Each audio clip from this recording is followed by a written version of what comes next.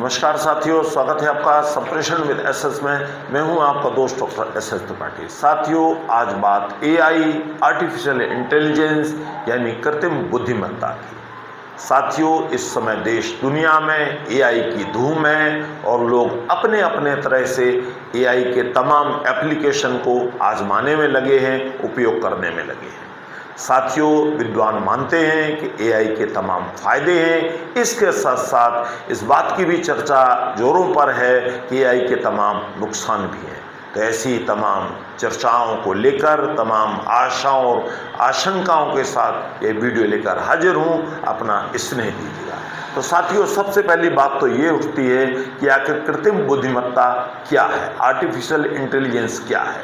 तो साथियों, जैसा कि नाम से ही पता चलता है कि आर्टिफिशियल इंटेलिजेंस का मतलब है कि ऐसी बुद्धि जो कि मशीनों से आई है, दिमाग के इतर आई है। एक कंप्यूटर साइंस की ऐसी खोज जिसमें सोचने, समझने, निर्णय लेने, विश्लेषण करने और निष्कर्ष तक पहुंचने की सारी जिम्मेवारी, तमाम क्रियाएं एक मशीनी सोच से तय होती हैं, मानव मस्तिष्क से नहीं। यानी कृत्रिम बुद्धिमत्ता यानी मशीनी दिमाग। और आज के दौर में साथियों, ये जो मशीनी दिमाग है, ये एक प्रकार से मानव मस्तिष्क की कॉपी करता है। बिना थके, बिना रुके 24/7 काम कर सकता है। आज के चैट जीपीटी, गूगल, जेमिनी, सिरी, एलेक्सा आदि तमाम एआई टूल्स ऐसे ही हैं। एआई आपकी पसंद, नापसंद, व्यवहार, सर्च पैटर्न आदि का एनालिसिस करके आपको बेहतर निष्कर्ष तक पहुंचाता है। और एआई के द्वारा आप जो है नए नए वीडियोस, ऑडियोस क्रिएट कर सकते हैं, तमाम तस्वीर में जीवन भर सकते हैं, आवाज़ें ला सकते हैं पुरानी। तो ऐसी तमाम नए नए फीचर्स हैं एआई वाले जो आजकल के नए नए फ़ोन्स में आ रहे हैं। अब साथियों, जानते हैं एआई के प्रकार। तो साथियों, एआई भी कई प्रकार के होते हैं। एक आम जनमानस के मन में है कि एआई मतलब एआई, लेकिन मुख्यतः एआई 3 प्रकार के माने जाते हैं। पहला तो साथियों नैरो एआई, जो कि सर्च आदि में जैसे गूगल है, एलेक्सा है, गूगल मैप है, इस तरह का नैरो एआई। फिर है जनरल एआई, जो इंसानी दिमाग की तरह काम करता है। आप कुछ खोजते हैं, कोई जवाब मांगते हैं तो आपको बेहतर से बेहतर जवाब देता है, अनुकूलन करके और बेहतर के लिए आपको ऑफर करता है। और तीसरा है साथियों सुपर एआई। सुपर एआई ऐसा है जो मानव मस्तिष्क से कहीं भी कई गुना ज़्यादा तेज सोच सकता है, जिसकी क्षमताएं अनंत अखंड हैं और मानव मस्तिष्क से भी परे की बात है। अब साथियों, जानते हैं एआई का इतिहास। तो जहाँ तक साथियों दुनिया की बात है, तो 1950 के आसपास एआई अस्तित्व में आया दुनिया में। और 1956 में जॉन मैकार्थी, जो कि एक अमेरिकन वैज्ञानिक थे, उन्होंने इसे एआई नाम दिया, जिन्हें कि फादर ऑफ एआई भी कहा जाता है। डेविन एआई जो साथियों वो दुनिया का सबसे बेहतरीन एआई है और तब से आज तक रिसर्च लगातार चल रही है। जहाँ तक साथियों हमारे देश भारत की बात है, तो भारत में एआई 1980 के आसपास आया और इसे लाने का श्रेय श्री राज रेड्डी को जाता है। इसके बाद 2000 ईयर के बाद आप देखेंगे कि काफ़ी इसमें तेज़ी आई, इस पर काम शुरू हुए और 2018 में नीति आयोग ने बाकायदा इसके लिए संज्ञान लिया और तमाम प्रचार प्रसार के प्रयास शुरू किए। और पिछले 2-3 वर्षों से तो एआई हॉट टॉपिक बना हुआ है। हर व्यक्ति इसके बारे में जानना, सुनना चाहता है, इसको अप्लाई करना चाहता है। भारत में जो हमारा नवाबों का शहर लखनऊ है, उसे भारत का पहला एआई शहर बनने का गौरव प्राप्त हो रहा है। इस पर काम शुरू हो चुका है और जल्दी ही एक शानदार एआई शहर बनकर उभरेगा।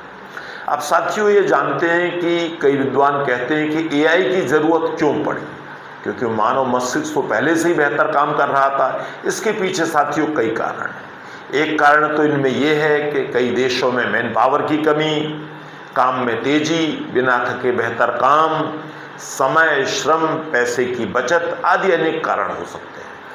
अब जानते हैं एआई से लाभ। तो एआई से साथियों अनेक अनेक लाभ हैं। जीवन के हर क्षेत्र में शिक्षा, चिकित्सा, रक्षा, व्यापार, खेल, यातायात, आपदा आदि हर क्षेत्र में एआई विद्यमान है। कुछ ही सेकंड में एआई लाखों मैसेज भेज सकता है, समय, धन, परिश्रम की बचत कर सकता है, गलतियां कम करता है, ज़्यादा सटीक उत्तर देता है। अब साथियों जानते हैं एआई से संभावित नुकसान। तो एआई भले ही साथियों इंसानी दिमाग की तरह काम करता हो, लेकिन इसमें इंसानी दिमाग की तरह भावनाएं, संवेदनाएं आदि नहीं है। तो कहीं ना कहीं इंसानी दिमाग से इसे मैं कमतर मानता हूँ। इंसानी दिमाग का प्रयोग घटने से इंसानी दिमागी क्षमता घटेगी, उसकी रचनात्मकता, कलात्मकता आदि में कमी आ सकती है। Cyber crime, digital crime, financial fraud, hacking, धोखाधड़ी आदि तमाम प्रकार की जटिलताएं, समस्याएं खड़ी हो सकती हैं। और कुछ तो आप देख ही रहे होंगे, ये तमाम चीज़ें दिखाई देने लगी हैं। असली नकली चीज़ों में फर्क करना मुश्किल हो जाएगा, मानव नियंत्रण घटेगा और कहीं ना कहीं मशीनी नियंत्रण बढ़ेगा, मशीनें इंसानों पर हावी होंगी। अब साथियों जानते हैं इस तमाम कवायद के बारे में एक्सपर्ट क्या कहते हैं। तो साथियों तमाम एक्सपर्ट्स का मानना है कि एआई तो शेर का बच्चा है, शेर के बच्चे की तरह है, जो अभी छोटा है, जो क्यूट लगता है, स्मार्ट लगता है, अच्छा लगता है, लेकिन जैसे जैसे बच्चा बड़ा होगा शेर का, वैसे वैसे खतरनाक साबित हो सकता है, जानलेवा साबित हो सकता है। और साथियों विद्वान यह भी कहते हैं कि साइंस एक अच्छा सर्वेंट है, लेकिन साइंस मास्टर अच्छा नहीं है। तो यह कहीं ना कहीं यह बात एआई पर भी लागू होती है। और एआई में हम विज्ञान को या मशीनों को अपना मालिक बना रहे हैं। तो फिर क्या करना चाहिए? क्या एआई का प्रयोग छोड़ दें? जी नहीं साथियों, एआई का प्रयोग जरूर करिए, पूरी दुनिया कर रही है, आप भी करिए।